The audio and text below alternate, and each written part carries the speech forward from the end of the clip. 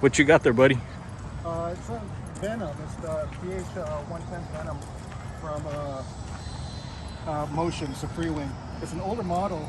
This thing's been around for quite a long time. And this one's changed hands. This used to belong to AF. I had one of these before, and I crashed it because I grabbed the wrong battery. I remember that. I was here. Oh yeah. You know, but it's a good flyer. And the best thing about this thing is the sound. It sounds so sweet, man. This thing. The sound is awesome. Yeah, yeah. But the battery we started using too made a big difference on it. I used that SMC HV battery, the high voltage. This is a 6300, I think. 6200, I don't know. 62, I think. Yeah, but it's so good. It does make a difference, man. These things are awesome. I love the way it sounds and flies. Yeah, this is a good plane. And it's a good transition, honestly, even though it's kind of big, it's kind of a good transition to the EDFs because the wing, it's very wide and it's got a lot of lift on it, so it actually acts like more like a prop plane in a lot of ways. So on this, I'm not even going to take off with flaps. It doesn't need it. It's got such a big wing, it just doesn't need much airspeed to take off. Okay. So once he clears, I'll take off. Ready All right, he's clear. Here you go.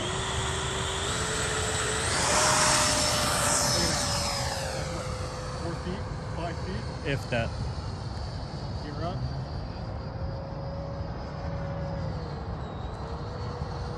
So the same thing, like what I really like now is a plane that can fly slow, and this is one of those I can. So I'm off throttle. I'll let it dive down to the ground. It just floats. It just floats. It's floating, no power. It's such a easy flying plane because of that, because it's got a big airfoil. But the thing is, it doesn't mean that it's slow. You know, this thing can move. And it does. Let's see, can do a high-speed pass? Yeah.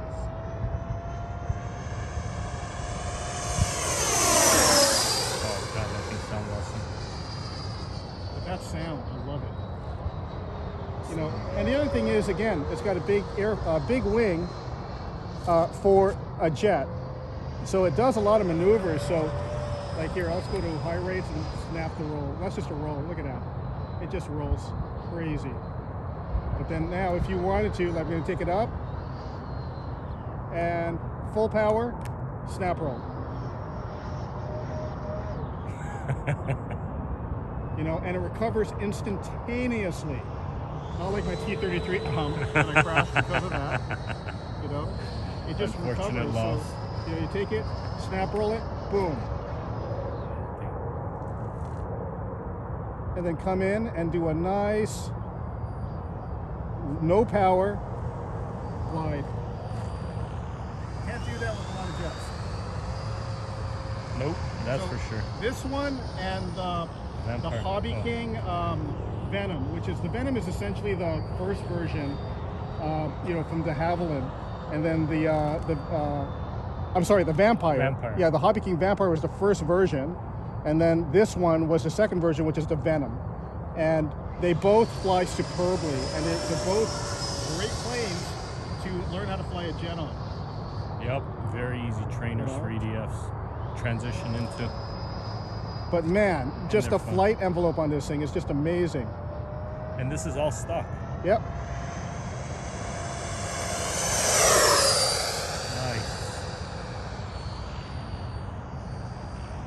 Sounds good.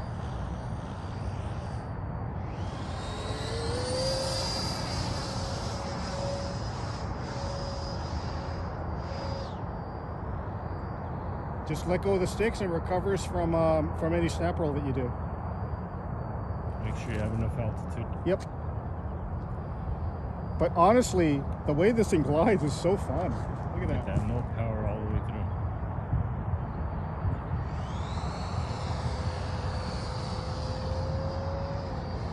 Inverted.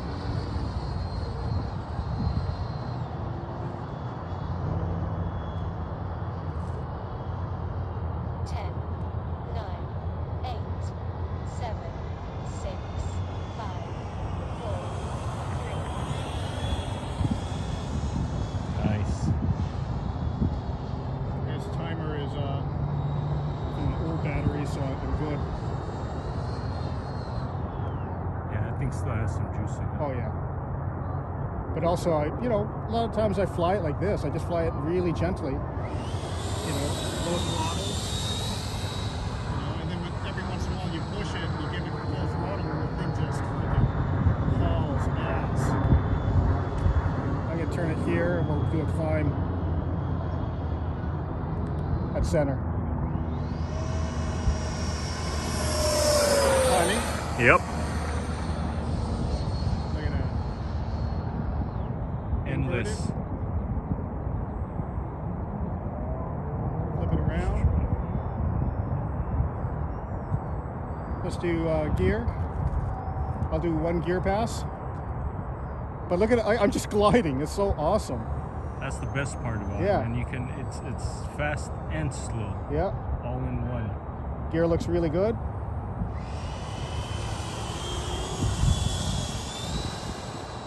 All right. Bring it in. You got a little tailwind. That's all right. With this plane, no Yeah. big deal. Okay, that's half flaps right now. Once I turn for my final, I'll go to full flaps. Go to full flaps now. That thing just coasts. It just coasts.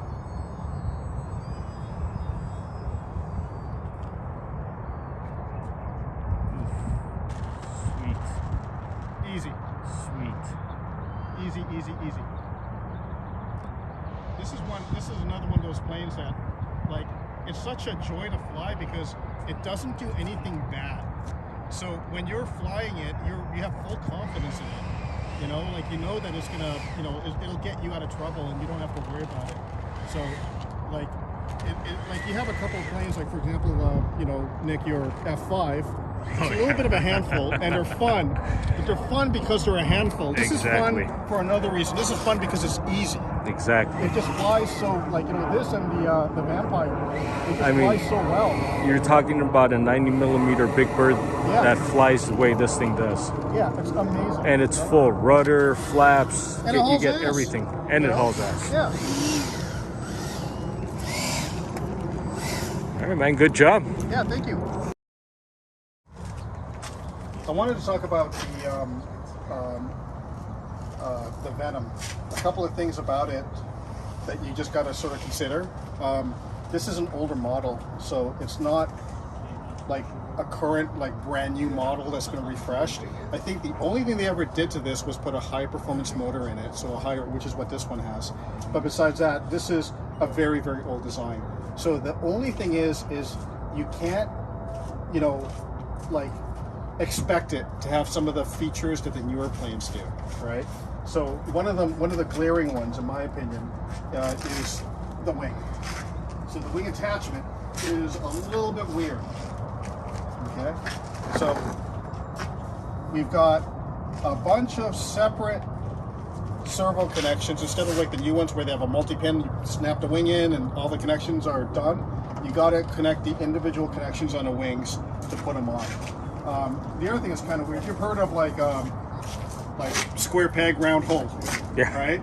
So, and that's not good, supposedly, right? You shouldn't have a square peg and a round hole.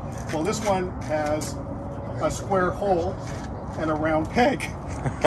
So they have a square, I don't know if it's aluminum or steel channel in here, and that this goes into. And the only problem with that is after a while, let me go ahead and put this in, it starts getting really loose. Oh. So far, no problem, but the wings, my old one that I had before this one that I crashed, because I grabbed the wrong discharge battery, that one was pronounced. There was a lot of rock in the wing. Honestly, it did not affect flight, it was fine, but it is something that you got to watch out for, so you do have to watch out for that. That's like, and this is like, again, an older model, so it doesn't have the fancy pants little control box that Motion has on their newer planes, where everything gets plugged into that, then you can just plug it into your receiver. This one is individual servo connections to your receiver. Right. So is there anything wrong with that? No, there's nothing wrong with it. It's just not as nice as the newer models. So be careful with that. Double check that. The other thing that really sucks is the screws that go into here, I changed mine out to hexes. To hexes, yeah, to the Allen key type. And the reason why I did that is because the original ones were Phillips, and when you disconnect the wing, it's like they get stuck in there. And because they get stuck in there, you got to take the entire plane, put it right side up, and the screws fall out. So because I use this, it's sort of capped, you know, like it's sort of like it's captive in the head. And so I could just pull the screw out, so I switch it over to that. But besides that, it's pretty good. It's just, that's like one of the things that like I don't like. It's kind of annoying when you take the wings off, like which I do, so I can put more planes in the car when I come to the field. So that's the time you're going to need to have to deal with that, unless you don't take it apart. You got the Correct. room. Yeah. You have nothing. Yeah, you've got this, which is a bunch of individual connectors.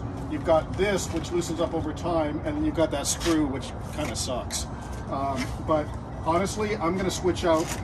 You know, when I actually get off my butt, I'll actually switch this out and put like this MPX connector, where I can put everything on one connector, so I just have one thing to connect.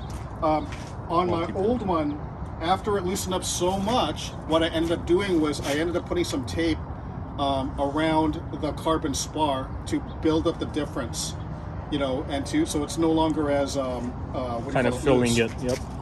The other thing that you got to watch out for on these planes, because it is a twin boom tail, is how loose these get, which this is starting to do. So look at that. Oh yeah. Yeah, it's starting to loosen up.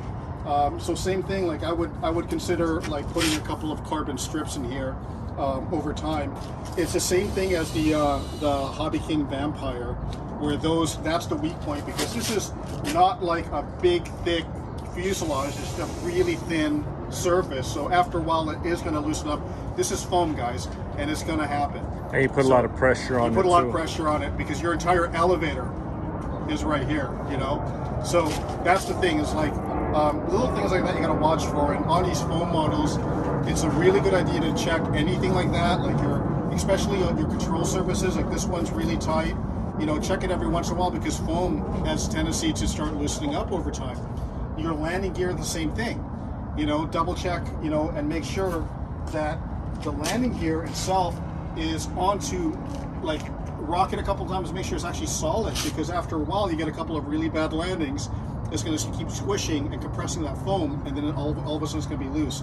On this one, I haven't had that problem, but honestly, it's very rare that I do a bad landing. Yeah, this one lands very nicely. Yeah. So this one's, it's very rare. So, you know, like for this one, the landing gear seems to be holding up, but that's because I'm not really landing it that hard most of the time. Every once in a while I do, of course, but most of the time my landings are actually pretty good on this plane. And the other thing is the battery compartment. I'm going to split this around again.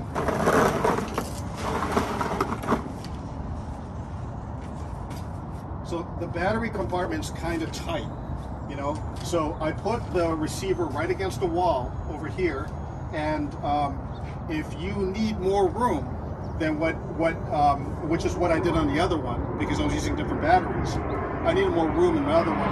My receiver, I actually shove it down and I access it through here. Oh. So I pry this off. This is just glued on, and I put my receiver in there, and that gives me just a little bit more room, so it's easier to stuff batteries in here. I run a 6200 battery in this, and that fits in barely. And for whatever reason, this happened on my old one too, the CG marks in the book are a little bit like with my battery in here. Let me put my battery in, stand by. And I'm going to go by the bookmarks right now. You don't have, like, I've got essentially, what, half an inch of space to mess with this. So you play with the CG. Okay, so this right here is the book CG marks. It's tail heavy. Guess what, it flies just fine.